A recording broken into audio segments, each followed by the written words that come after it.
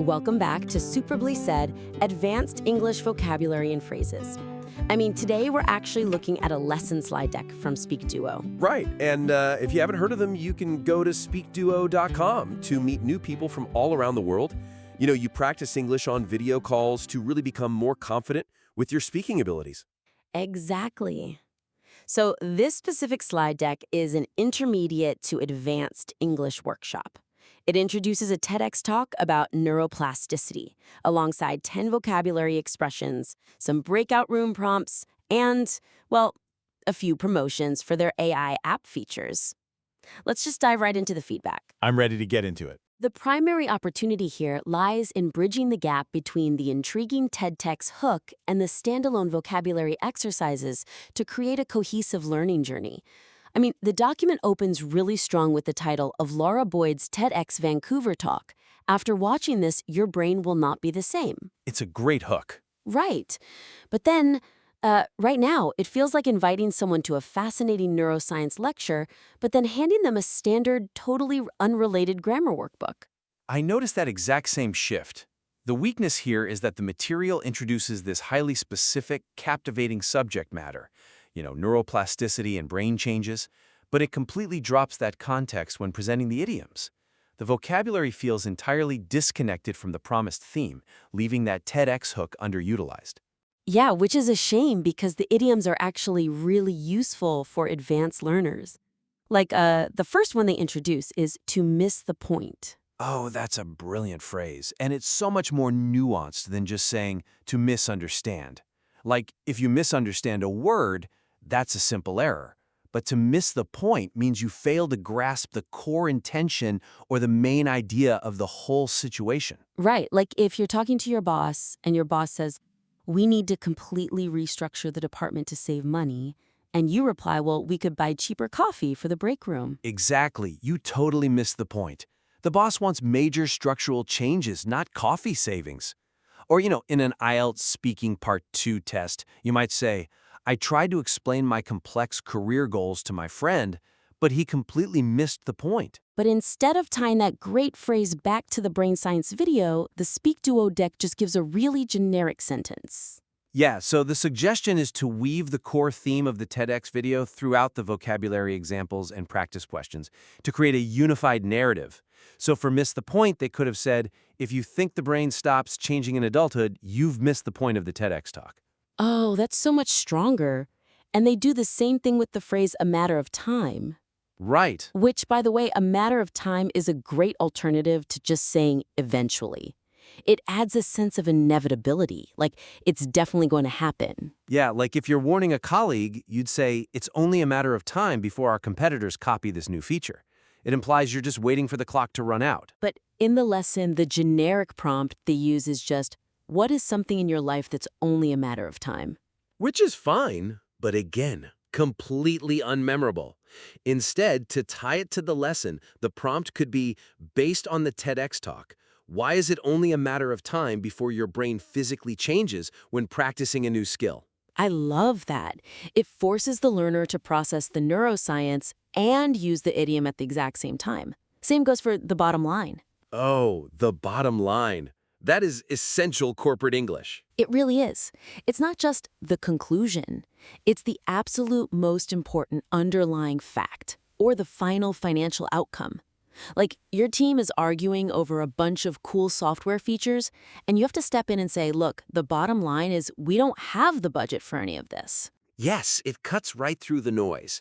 And they also include the phrase thrive on, which has a really specific flavor compared to just saying you enjoy something. Yeah, if you thrive on something, you don't just like it, you actually perform remarkably better because of it, usually in a challenging condition. Right, like in an IELTS interview, you might describe a difficult past role by saying, it was a high-stress environment, but I actually thrive on pressure. But in the slide deck, the example is just, some people thrive on busy schedules. It's a bit dry. Exactly. So shifting it to the theme, the example sentence could be, the human brain thrives on challenging new tasks, which sparks neuroplasticity. That gives the vocabulary a specific intellectual job to do, which actually transitions perfectly into the exercises themselves.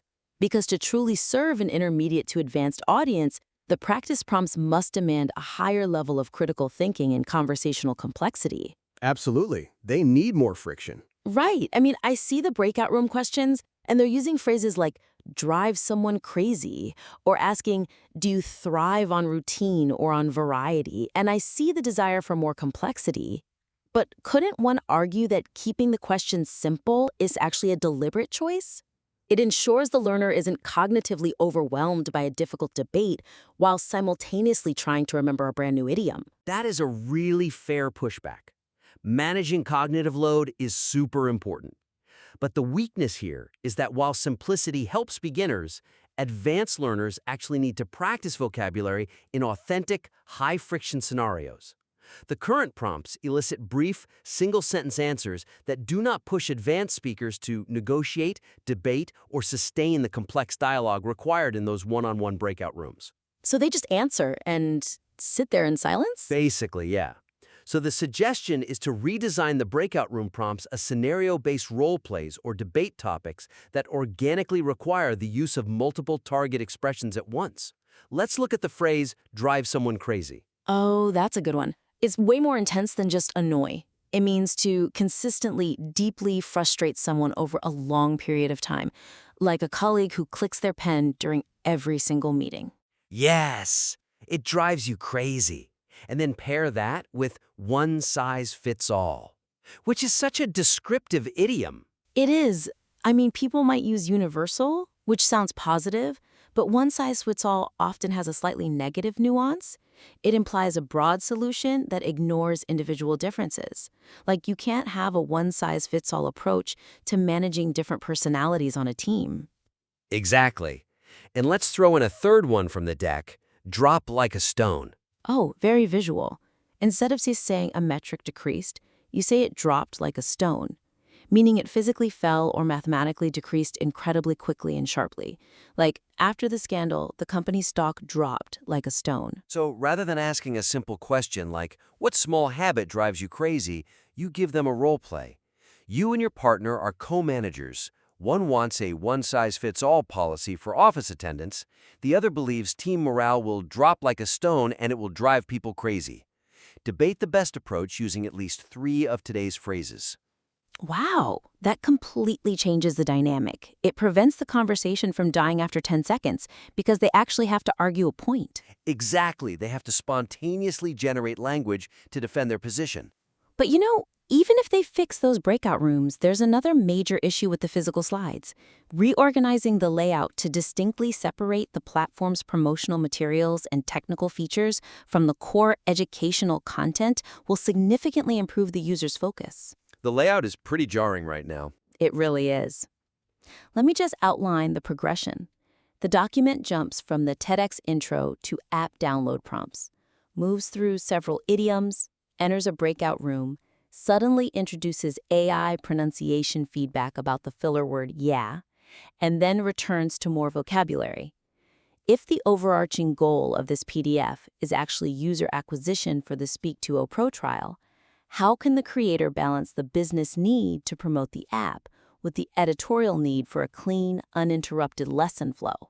Well, the weakness is that the lesson slides currently intersperse marketing materials like that 7-day free trial and technical platform features right in the middle of the vocabulary learning. This structural fragmentation completely derails the cognitive momentum the learner is trying to build. Yeah, it's like trying to pick something up, which is another phrase from the deck. Oh, right, to pick something up. Right. Like when you casually and naturally learn a specific new skill or gather information rather informally without actively studying. Like, I picked up some basic coding just by watching my colleague. Right. But it's really hard to pick up new idioms when an ad keeps popping up. So the suggestion here is to strictly bookend the lesson by consolidating all platform tutorials, AI feedback examples, and marketing pushes into dedicated onboarding and offboarding sections. So just move them all to the end? Exactly. Move the specific, personalized AI feedback examples, like the disorganized sentence correction and that, pronunciation tip, to a dedicated how to get the most out of SpeakDuo appendix at the very end of the deck. That makes so much sense. Ensure the middle section of the presentation flows uninterrupted from expression 1 to expression 10, keeping the learner entirely immersed in the target language. Yes, protect the learning space. Well, speaking of learning space, let's carve out a little space right now to review these phrases. Let's do a quick quiz to see how well our listeners picked up the vocabulary today. Sounds like a great idea. Okay, I'll read the phrase and give you 3 options, A, B, and C. I'll repeat the phrase and feel free to pause the podcast here if you need to think about the answer before we give it away. Ready when you are. Question 1. What is the best definition for the expression to miss the point? Is it option A, to completely fail to fully understand the actual main idea or primary purpose of a specific given conversation? Option B, to intentionally completely ignore highly complex instructions provided by a vastly experienced senior executive? Or option C, to suddenly purposefully entirely forget a remarkably crucial piece of personal data right before a big meeting? Feel free to pause the podcast here if you need to think about what it means to miss the point. And the answer is option A, to completely fail to fully understand the actual main idea or primary purpose of a specific given conversation. Just like when the boss wanted to restructure to save money and you suggested buying cheaper coffee. You completely missed the point. Exactly. All right, question 2. How is the phrase a matter of time accurately defined? Is it option A, a significantly prolonged and intensely bitter argument between rival political groups or deeply divided society? Or option B, an expression commonly utilized to confidently assert that a specific future event will definitely occur shortly? Or option C, a completely unexpected financial disaster directly resulting from an intensely irresponsible overseas transaction? Feel free to pause the podcast here if you need a second to define a matter of time.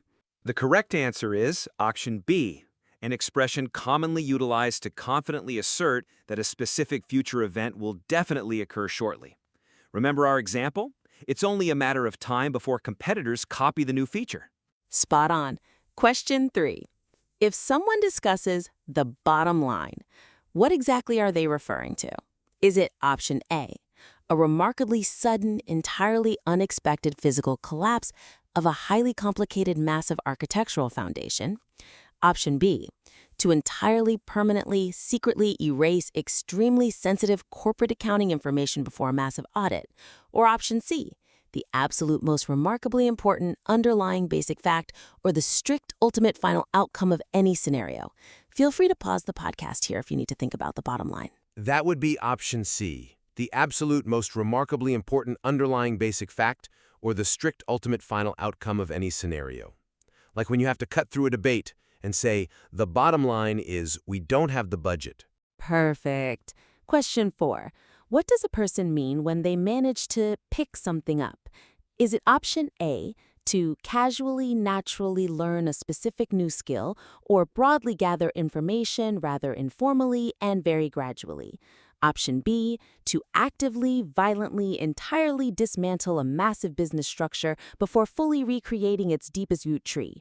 Or option C, to systematically, securely organize a remarkably complicated corporate legal process into easily manageable new bins. Feel free to pause the podcast here if you need to consider what it means to pick something up. The answer is option A, to casually, naturally learn a specific new skill or broadly gather information rather informally and very gradually. Like how you picked up some coding skills just by watching your colleague? Right on. Moving to question 5. Which of the following describes what it means to thrive on something? Option A, to completely, mistakenly, entirely use up all your absolute best energy reserves long before they are strictly needed. Option B, to immensely deeply enjoy and perform remarkably well in a specific condition, very often a highly challenging one.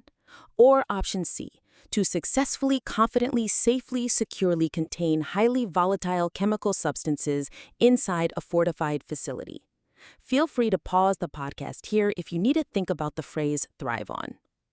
It is option B, to immensely deeply enjoy and perform remarkably well in a specific condition, very often a highly challenging one.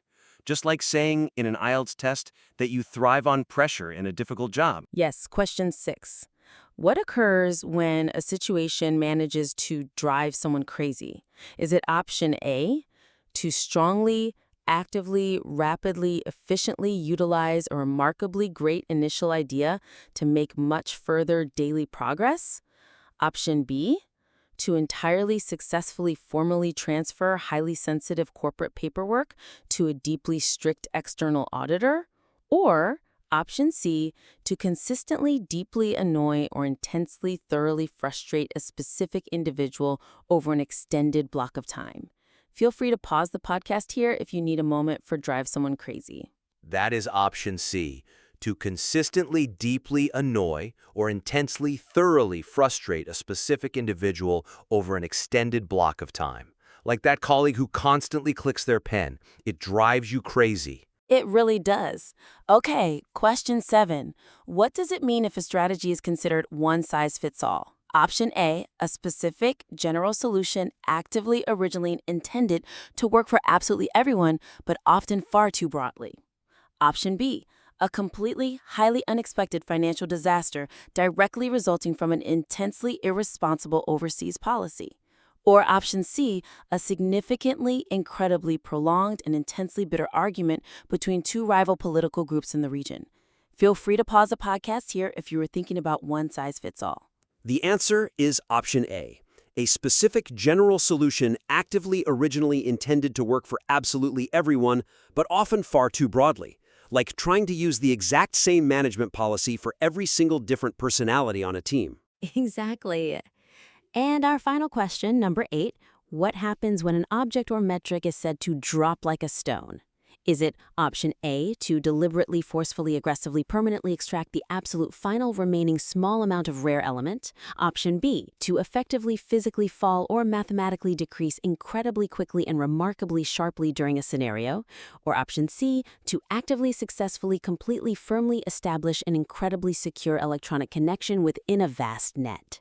Feel free to pause the podcast here to think about what drop like a stone means. And our final answer is option B, to effectively physically fall or mathematically decrease incredibly quickly and remarkably sharply during a scenario. Just like the company's stock value dropping like a stone after a major scandal. Fantastic. Well, that wraps up the quiz, and it really brings us back to the big picture of today's critique. Let's just briefly recap the 3 main takeaways for this SpeakDuo slide deck. First, they need to deeply integrate the TEDx neuroplasticity theme into the vocabulary examples. Right, giving those phrases a real narrative context. Exactly. Second, upgrade the breakout prompts to scenario-based role plays so advanced learners get that high-friction environment they need. And third, bookend those promotional app features and AI tutorials to protect the uninterrupted flow of the core lesson. It makes such a huge difference for the learner's focus. It really does. So we warmly invite the creator to implement these structural and thematic changes, and please submit your revised slide deck back to the show for more constructive feedback. We would genuinely love to see it. Absolutely. It's a great concept that just needs a little fine-tuning. Thanks for joining us for this critique, everyone. We will see you next time on Superbly Said.